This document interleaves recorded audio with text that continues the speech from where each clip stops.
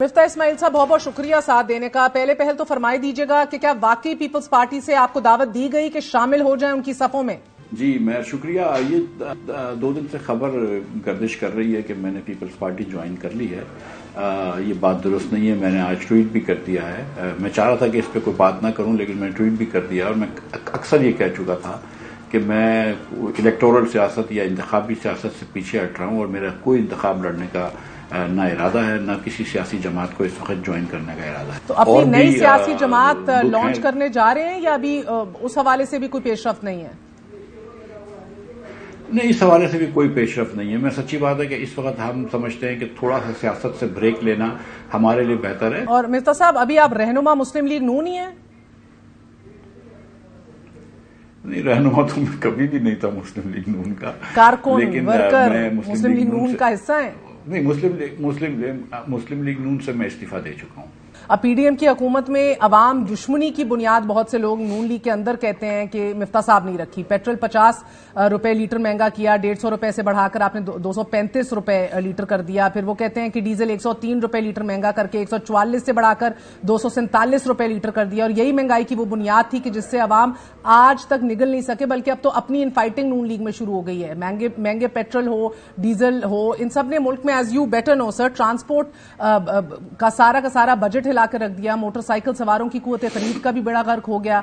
साथ ही मुलाजिमीन को पेट्रोल की सहूलत देने वाली कंपनीज ने भी सर पकड़ लिया अपना। खाने पीने की तरसील जो है वो दुगनी महंगी हो गई, जिसने महंगाई पर फिर फ्यूल ऑन फायर वाला काम किया। सो पीडीएम की हुकूमत खुद कफायत शायरी करने से नाकाम रही। इवन एट दैट टाइम डार साहब वजीरों के खर्च पर कट लगा रहे थे, ये बातें हो रही थी तब, मगर वजीरों के 4x4 के इस्तेमाल पर पाबंदी आयद की। लेकिन ये सारा कुछ आपको ख्याल क्यों नहीं आया? मेहर, देखें, मैं ये पॉलिटिक्स ऑफ ऑप्टिक्स में बिलीव नहीं करता हूं, जो कि सिर्फ दिखावे के लिए होती है। एक सच्ची पॉलिटिक्स होती है। जब मैं वजीर था, शहबाज शरीफ साहब वजीर आजम थे, तो $105 का एक बैरल ऑयल का था। जिस वक्त हमारी हुकूमत आई उस वक्त 70 रुपए पर लीटर हुकूमत पाकिस्तान नुकसान कर रहा था डीजल पे, और 42 या 40 या 42 रुपए नुकसान कर रहा था 1 लीटर पे पेट्रोल पे। हम 110 अरब रुपए का नुकसान हर महीने बर्दाश्त नहीं कर सकते थे। ये खर्चा जो है ये मिलिट्री के बजट से तकरीबन ज्यादा था। तो ये तो बेवकूफ़ी के इंतहा है और पाकिस्तान डूब जाता, मतलब पाकिस्तान डिफॉल्ट हो जाता था। हमारे पास बड़ी 2 चॉइसेस थी कि पाकिस्तान को डिफॉल्ट कर दो या पाकिस्तान को बचा लो, जो हमने कोशिश की और बचाया। IMF का प्रोग्राम भी कर लिया। जो भी मेरे टांगे खींची गई उसके बावजूद हमने IMF का प्रोग्राम कर लिया और पाकिस्तान को एक जगह पे ले आए। 240 से एक मरतबा 214 रुपए भी फिर हम एक्सचेंज रेट ले आए थे। फिर कुछ बातें हुई, फिर वापस गया। सो मतलब आप भी जानती है कि कितनी लेग पुलिंग की गई है मेरी, कितनी टांगे खींचने की कोशिश की गई है। लेकिन जो मैं समझता था कि मैं बेहतर कर सकता था, मैंने किया है। और मैं समझता हूं कि मुस्लिम लीग के अगर आप लोगों से आज भी पूछें तो वो कहेंगे कि मिफ्ता की कोशिशें जो थी वो It depends who you're talking to, sir. और उसके It depends who you're talking to. क्योंकि हम देख रहे हैं सर, एक और मसला है कि कोई फिक्स पैटर्न हमें डॉलर का भी नहीं दिखाई दे रहा, ऊपर नीचे चला जाता है। 15 नवंबर को IMF का वफ्द इधर पहुंचा, 16 एंड एवरीथिंग वाज गुड, लेकिन 16 नवंबर को हमने देखा, as soon as they left, dollar started depreciating. So 285 का अभी तो है, but there still no fix pattern.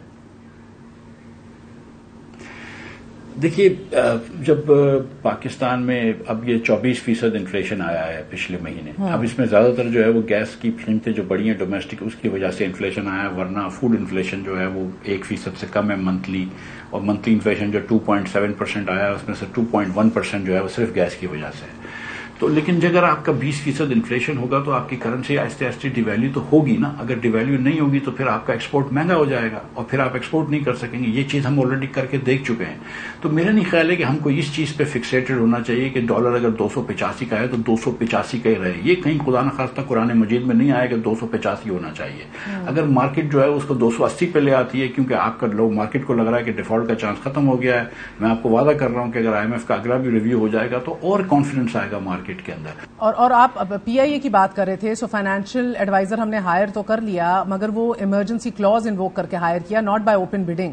Yet हम देख रहे हैं कि जो मुआहिदा दस्तखत हुआ वो 27 नवंबर का है। That means even if they start now, आज कल में काम स्टार्ट कर दें मिफ्ता, ये तो फिर भी अगले 2 महीने तो लग जाएंगे to complete the task. And that is only I am talking about के फाइनेंशियल्स को सेपरेट करने के हवाले से, and that's right when elections are.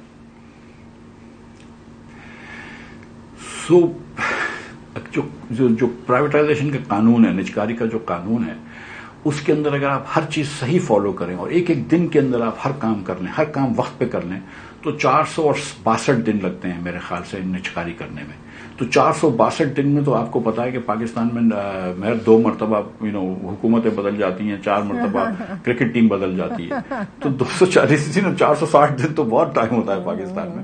تو میری تو استدعا یہی ہوگی حکومت سے کہ تھوڑا سا قانون کو بھی آسان کر لیں. کہ اتنے سارے اسٹیپس کہ اس کو 90 دن اشتہار کرو، اس کو 60 دن کرو، اس کو یہ کرو، مطلب آپ نے بیچنا ہے تو بیچ دیں. میں آپ کو یقین دلا رہا ہوں کہ اس وقت پی آئی اے کو بیچنا جو ہے یہ ملک کے اتنے مفاد میں کسی قیمت پہ بک جائے. اور یہ میں تو دعا کرتا ہوں کہ یہ 90 ارب روپے کا سالانہ نقصان ہے پی آئی اے کا. اس سال شاید 90 سے بھی بڑھ کے 100 ارب روپے کا نقصان ہوگا. بفور آئی فورگیٹ سر، ڈار صاحب نے مجھے انٹرویو میں کہا تھا کہ آپ گورنر سندھ بننے کے خواہاں تھے، ان کے کارپیٹ گھسا دیے تھے ریکویسٹ کرتے کرتے، ایسا ہی تھا؟ بالکل، میں گورنر سندھ بننے کی خواہش تھی مجھے. جب محمد زبیر کو بنایا تھا انہوں نے تو زبیر نے بھی کوشش کی تھی، اور بھی بہت سارے لوگ تھے انہوں نے بھی کوشش کی تھی. اور میاں صاحب کے جو کلوزسٹ ایڈوائزر تھے ڈار صاحب، تو میں نے ان سے ایک مرتبہ جہاز کے اندر بات کی تھی. ہم دونوں کراچی جا رہے تھے، لیکن دوسری طرف میں نے احسن اقبال صاحب سے بھی کہا تھا، خواجہ آصف سے بھی کہا تھا، اور شاہد عباسی سے بھی کہا تھا، اور ان تینوں نے بھی میری طرف سے ریکویسٹ ڈالی تھی. تو بالکل یہ بات درست ہے، لیکن وہ کارپیٹ گھسانے والی بات تھوڑی سی میرے خیال سے درست نہیں ہے. بہت بہت شکریہ مفتاح اسماعیل صاحب.